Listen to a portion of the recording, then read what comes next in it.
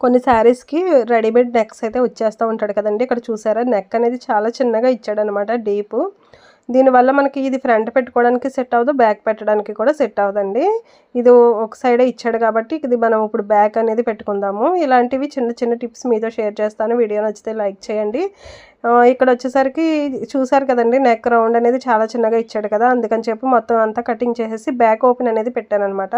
ఇలా వచ్చినాటికి మీరు back open అనేది పెట్టుకొని ఇలా ట్రై చేయండి.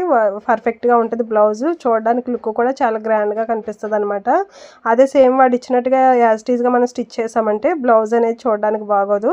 ఇలా కొన్ని చిన్న చిన్న అడ్జస్ట్‌మెంట్స్ అనేవి చేసుకుంటూ మనం బ్లౌజ్ అనేది లుక్ అనేది నీట్‌గా మార్చుకోవచ్చండి. చిన్న చిన్న టిప్స్ అనమాట. ఇలాంటివి ఇంకా మంచి టిప్స్ మీతో షేర్ చేస్తానే ఉంటాను. వీడియో నచ్చితే సబ్స్క్రైబ్ చేయండి.